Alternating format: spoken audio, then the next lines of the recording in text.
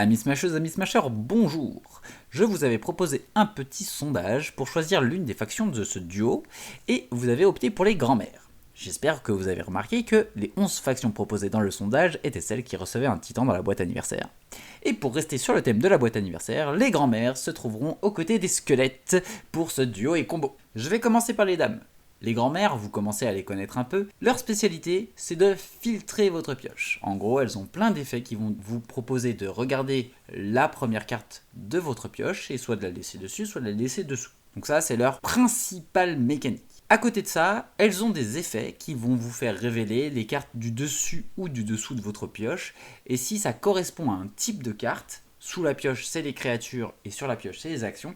Vous allez pouvoir soit les piocher, soit les jouer. En gros, les grands-mères vous offrent un contrôle de votre pioche afin que vous ayez les bonnes cartes au bon moment. Passons aux grands-pères, aux squelettes. Les squelettes, c'est une faction qui se repose sur la mécanique des cartes enterrées. Si vous n'êtes pas encore à l'aise ou que vous ne connaissez pas les règles des cartes enterrées, je vous invite à aller voir la vidéo Level Up to Smash sur les cartes enterrées pour peaufiner vos connaissances. Je disais donc, la faction des squelettes se repose sur la mécanique des cartes enterrées, principalement depuis la défausse. On a une sorte de mélange entre les anciens égyptiens qui enterrent des cartes et les zombies qui reviennent de la défausse. Les squelettes enterrent beaucoup de cartes pour profiter de tout autant de cartes supplémentaires plus tard dans la partie. La seconde particularité de la faction des squelettes, c'est qu'elle va renforcer les créatures qu'elle a déterrées. Pour commencer, je vais parler d'un défaut de ce duo. C'est l'absence de gestion. La gestion, c'est un terme qui est utilisé dans plein de jeux de cartes pour parler de la capacité à éliminer les créatures adverses. Ici, on n'a aucune carte qui permet de détruire une créature adverse, ni de la déplacer. À Smash Up, le déplacement, c'est une forme de gestion. Aucune carte, donc, pour se débarrasser d'une créature adverse, une fois que celle-ci est en jeu, tant qu'il n'y a pas conquête, elle va rester en jeu. Je vais toutefois parler de Club de Tricot. Club de Tricot, c'est une action qui est une gestion d'action. En effet, elle va nous permettre de détruire jusqu'à 3 cartes actions attachées à des créatures ou des bases, et on va piocher une carte pour chaque carte détruite. Alors c'est très fort, mais elle a aussi le défaut de potentiellement être inutile. Si notre adversaire n'a ni attaché base ni attaché créature, elle ne détruira rien. Alors Club de Tricot a aussi l'avantage de ne pas être limité aux cartes adverses, donc on peut détruire nos propres attachés bases, on n'a pas d'attaché créature. On en a deux chez les squelettes, Pierre Tombale et Sépulture, qui sont des cartes qu'on n'a pas spécialement envie de détruire car elles renforcent la mécanique des squelettes et nous donnent un bonus de force conséquent pour la fin de partie. Et nous avons Repas de famille et Laisse mes baies tranquilles chez les grands-mères. Alors c'est des cartes qui sont un peu plus faciles à détruire. Alors Repas de famille, on aime bien la garder pour pouvoir essayer de récupérer des créatures et puis filtrer notre deck. Par contre, Laisse mes bébés tranquilles est un peu plus situationnel. Si notre adversaire n'a aucun effet qui a d'impact sur nos créatures, on peut facilement s'en débarrasser pour la rentabiliser et piocher une carte. Alors après, s'il va y avoir conquête, bien sûr, n'hésitez pas à détruire vos propres attachés bases pour les rentabiliser et les remplacer par des cartes piochées. En résumé, Club de Tricot, c'est notre seule gestion, notre seule possibilité à détruire des actions. On ne va pas pouvoir gérer de créatures avec ce duo, et ça permet de piocher en utilisant nos propres cartes ou les cartes de l'adversaire. Une bonne carte, mais qui peut être un peu situationnelle. J'arrête là avec les défauts et je vais parler de quelques cartes qui sont plutôt importantes dans ce duo. Déjà, le titan des grands-mères, Mamie Géniale. Rien que sa capacité spéciale pour être mise en jeu est un vrai bénéfice dès le début de la partie. Vous allez pendant votre tour, si vous n'avez aucun titan en jeu et si donc Mamie Géniale n'est pas en jeu, annoncer un type de carte, action ou créature. Ensuite, vous allez choisir soit le dessus, soit le dessous de votre pioche, révéler les deux cartes qui s'y trouvent sans en changer l'ordre. Si les deux cartes correspondent au type annoncé, vous allez pouvoir jouer votre titan, sinon rien ne se passe, et dans tous les cas, les deux cartes retournent à l'endroit où vous les avez révélées, sans altérer l'ordre. Que vous ayez réussi à mettre Mamie Géniale en jeu ou non, vous avez gagné une précieuse information. En effet, vous savez quelles cartes vont arriver ou quelles cartes se trouvent sous votre pioche, et vous allez pouvoir jouer vos cartes dans le bon ordre, puisqu'avec grand-mère, on veut des créatures au fond et des actions dessus pour bénéficier pleinement de nos effets, vous allez tout de suite pouvoir savoir ce qui arrive et à quel moment jouer la carte. Si votre priorité est par contre de mettre en jeu votre titan, vous allez peut-être jouer d'abord vos cartes qui vont vous permettre d'organiser votre pioche pour être sûr de mettre Mamie Géniale en jeu. Mais sachez que dès le début de la partie, vous pouvez commencer la guerre de l'information. On va parler maintenant du permanent. Alors pour moi c'est l'effet un petit peu plus anecdotique de ce titan, mais comme son spécial pour être mis en jeu et son talent sont des effets incroyables, le permanent la rend parfaite. J'exagère un peu, mais c'est un très bon titan. Après avoir révélé ou consulté au moins une carte de votre pioche, vous pouvez augmenter la force d'une de vos créatures de 1 jusqu'à la fin du tour. Donc on a un bonus de force éphémère, ce n'est pas des marqueurs de force qui vont rester en jeu sur vos créatures. C'est pour ça que je dis qu'il est un peu plus anecdotique, car si vous ne déclenchez pas de conquête avec ce genre d'effet, ou si vous ne profitez pas de quelque chose qui est lié à la force, bon, c'est un petit peu dans le vent. Parce que de toute façon, on va en consulter, on va en révéler des cartes avec les grands-mères. Donc là, l'idée c'est soit de se dire qu'il y a des bonus de force potentiels qui peuvent finir une base à un moment, soit il faut qu'on optimise nos effets de révéler ou consulter des cartes pour faire une explosion de force et déclencher une conquête. Donc c'est un peu un effet couteau suisse, on va dire, qui va nous permettre de profiter d'un petit boost provisoire. On va passer au talent. Le talent de Mamie Géniale permet de révéler la dernière carte de votre pioche, ce qui va bien évidemment déclencher son permanent. Et s'il s'agit d'une créature de force 3 ou inférieure, vous allez pouvoir la jouer sur la base de notre titan comme une créature supplémentaire. Sinon, la carte retourne en dessous. Donc si c'est une créature de force 4 ou 5 ou une action, ça reste en dessous de la pioche. Alors ça, c'est un talent qui est incroyable puisque ça donne des créatures supplémentaires à la faction des grands-mères en général. On n'avait qu'une seule carte, Chute c'est mon feuilleton, qui nous permettait de jouer une créature supplémentaire chez les grands-mères. Là, chaque tour, potentiellement, on a une créature supplémentaire. Et c'est un effet qui est très important pour les 3 phases du plan de jeu de ce duo. On y revient après, mais voilà. Une créature supplémentaire par tour, potentiellement, c'est super intéressant. Et comme au passage vous avez déclenché le permanent, vous avez le petit bonus de force qui permet de fictivement transformer cette créature en créature de force 3 ou 4 en fonction de ce que vous avez trouvé. On ne peut pas parler d'un duo avec les squelettes sans faire un point avant sur le revenant. Si les zombies et les anciens égyptiens faisaient un enfant, c'est le revenant qui reviendrait au monde. Concrètement, c'est un increvable qui a un point de force en plus, et vous en avez autant d'exemplaires. Vous avez 3 revenants, comme il y a 3 increvables chez les zombies. À la différence que, il n'est pas joué le tour même, puisqu'il va s'enterrer. Vous allez une fois par tour pouvoir enterrer un revenant depuis votre défausse sur la base que vous voulez. Donc, il n'est pas immédiatement joué, vous n'avez pas immédiatement 3 de force en jeu, mais au tour d'après, oui, puisque vous pourrez le déterrer au début de votre tour. Alors bien sûr, vous avez des effets qui vont vous permettre de déterrer vos créatures le tour même, mais c'est comme un increvable en 2 temps, avec un peu plus de force. Et comme on joue des squelettes, vous avez des bonus qui boostent les créatures déterrées, donc il y a des chances qu'ils soient plus puissants que ça. C'est une créature que vous allez vouloir voir rapidement dans la partie, car même si lorsque vous la jouez, elle n'a pas d'effet, c'est dans la défausse qu'elle va prendre toute sa saveur pour vous octroyer une créature supplémentaire. L'avantage, elle a 3 de force, vous pouvez potentiellement la sortir de votre pioche grâce au talent de votre titan. A présent, parlons du plan de jeu de ce duo en 3 étapes. Étape 1, jouer et mettre en place. Étape 2, s'enterrer. Étape 3, se dévoiler. Alors, c'est très grossier et à ce mashup, il faut s'adapter tour après tour à ce qui se passe et à la situation du jeu. Mais généralement, avec ce duo, il y a globalement ces 3 étapes qui se dessinent. Donc l'étape 1, jouer et se mettre en place.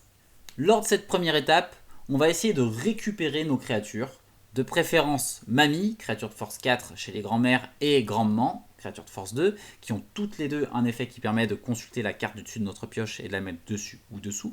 Et côté squelette, on va plutôt chercher Revenant et Oscar. On va jouer de manière très traditionnelle en jouant nos créatures sur des bases en cherchant à faire des conquêtes afin que les créatures se retrouvent dans la défausse.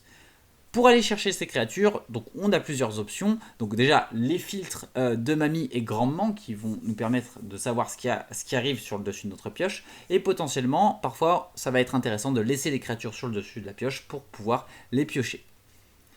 Si on trouve matriarche, la créature reine des grands-mères, bien sûr, on va faire en sorte que nos créatures soient au fond de la pioche pour profiter de son talent afin de récupérer les créatures.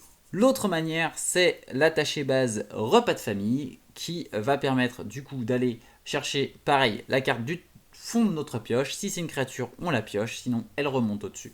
Voilà, on va aller creuser pour récupérer nos créatures. On a aussi le talent de notre titan, bien sûr, qui permet potentiellement de jouer directement la créature.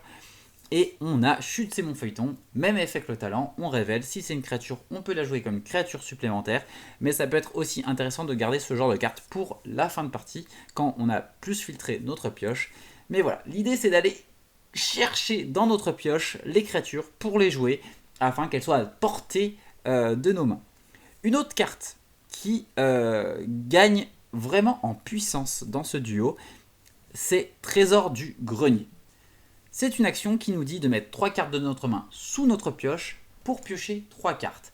Alors c'est parfois un peu difficile à appréhender, mais c'est vraiment une carte incroyable. Déjà, elle va séquencer les cartes qu'on met au fond de notre pioche.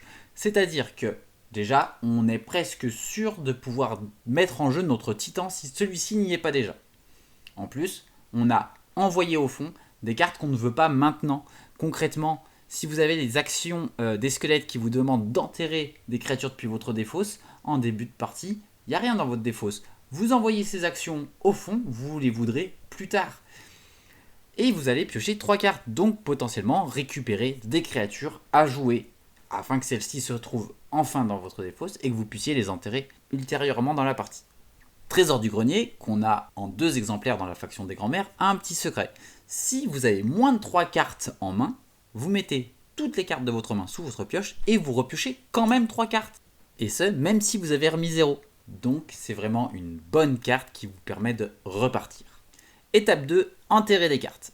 Après la première conquête, vous allez enfin avoir, je l'espère, des créatures dans votre défausse. Donc c'est parti, on va jouer sur la mécanique des squelettes qui est d'enterrer des cartes. On va pouvoir enterrer nos revenants ou d'autres créatures via danse des squelettes ou inhumélés.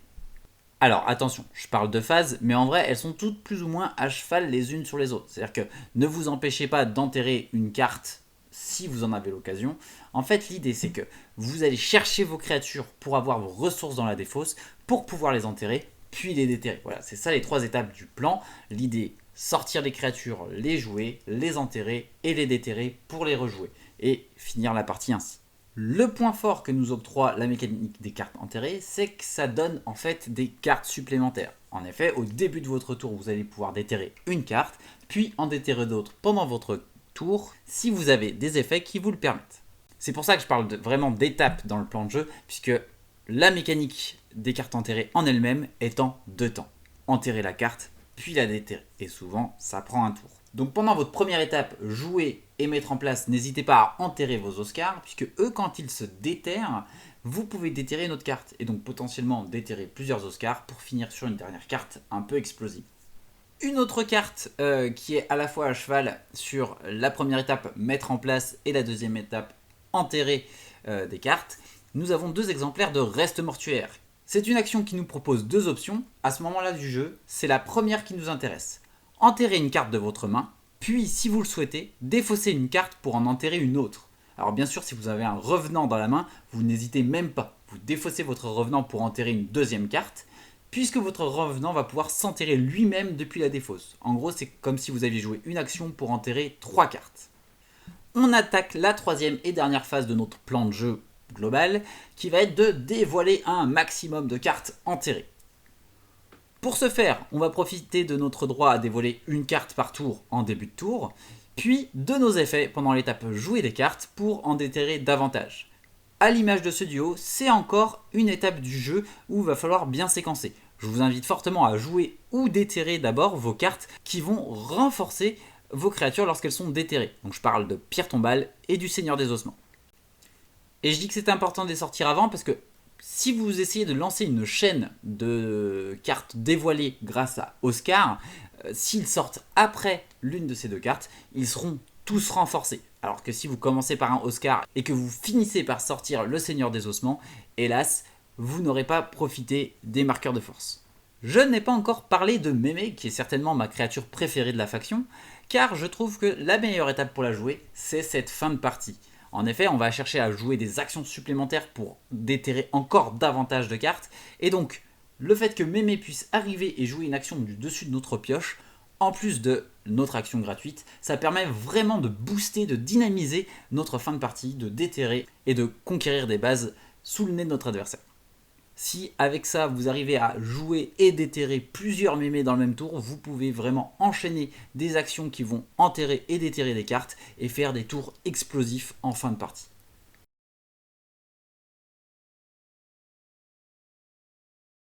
Pour ce combo, il va vous falloir en main un exemplaire de Reste Mortuaire, 2 exemplaires d'Oscar, un Revenant et une mémé. De plus, il faudra que sur votre pioche se trouve le 2e exemplaire de Reste Mortuaire. Commencez par jouer Reste Mortuaire depuis votre main, enterrez un Oscar et défaussez un Revenant pour enterrer votre 2e Oscar. Enterrez ensuite votre Revenant depuis la défausse, puis jouez Mémé. Dévoilez la carte du dessus de votre pioche, et puisque c'est une action, vous pouvez la jouer comme une action supplémentaire. Vous allez donc jouer le 2e exemplaire de Reste Mortuaire en utilisant cette fois la 2e partie de l'effet. Dévoilez une de vos cartes enterrées, et si c'est une créature, placez-y 2 marqueurs force plus 1. Vous allez donc déterrer un premier Oscar qui va gagner 2 marqueurs force plus 1, déterrer le second Oscar, puis le Revenant, pour un total de 12 de force. Pour ce combo, il faut que la partie soit un peu avancée. Il vous faudra en main Seigneur des Ossements et Bouillon de Poule, dans votre défausse, Mémé, Danse des Squelettes, Revenant et Oscar, et que votre titan Mamie Géniale soit en jeu, à moins que vous soyez en capacité de le mettre en jeu. Si c'est le cas, il faudra que ce soit votre première étape et placer votre titan sur la base où vous voulez déclencher la conquête.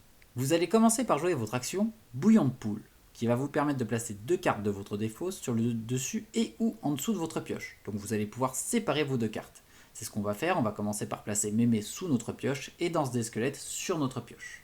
Ensuite, activez le talent de Mamie Géniale, votre titan, afin de jouer Mémé directement depuis sous votre pioche.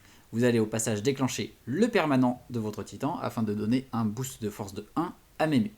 Lorsque Mémé va arriver en jeu, elle va vous permettre de révéler la première carte de votre pioche, qui est Danse des Squelettes, et puisqu'il s'agit d'une action, vous allez la jouer comme une action supplémentaire. Danse des Squelettes va vous permettre d'enterrer Oscar depuis votre défausse et de piocher une carte. Au passage, le permanent de votre titan se déclenche, Mémé regagne encore un bonus de force. Utilisez la capacité du Revenant pour l'enterrer sur la même base directement depuis la défausse, puis mettez en jeu le Seigneur des Ossements. Vous allez activer son talent afin de déterrer Oscar, qui par son propre effet va déterrer le Revenant, et tous deux vont gagner un marqueur de force plus 1 grâce au permanent du Seigneur des Ossements. Avec vos 17 de force, il vous suffira de profiter de la présence d'une créature esseulée de l'adversaire pour déclencher la conquête sur presque n'importe quelle base. Et je vais m'arrêter là-dessus pour ce duo qui sent bon le radotage de grand-mère. Vous l'avez vu, vous l'avez compris, il renferme énormément de possibilités et sa capacité impressionnante à enterrer massivement des créatures pour en déterrer tout autant très rapidement va vous permettre d'ensevelir votre adversaire et les bases sous un raz-de-marée de créatures en fin de vie. Fan de la faction des grands-mères et adorant la mécanique des cartes enterrées, ce duo est un vrai bonheur pour moi, j'espère qu'il vous plaira tout autant. En attendant la prochaine vidéo, je vous invite à rejoindre la communauté française de Smash Up sur Facebook, sur le groupe Smash Up France, ainsi que sur le serveur Discord du même nom. Vous pourrez y partager vos parties, vos événements si vous en organisez, posez vos questions, vous aurez des réponses plutôt rapides. Si vous avez Tabletop Simulator, vous trouverez des adversaires sur Discord, vous pourrez aussi participer à des tournois, voire des tournois internationaux. Vous pouvez aussi me suivre sur Twitch, j'organise occasionnellement des événements que je diffuse en direct, et si vous avez Tabletop Simulator et que vous avez rejoint le Discord, vous pourrez peut-être y participer. Merci à vous d'avoir regardé cette vidéo, portez-vous bien et keep smashing.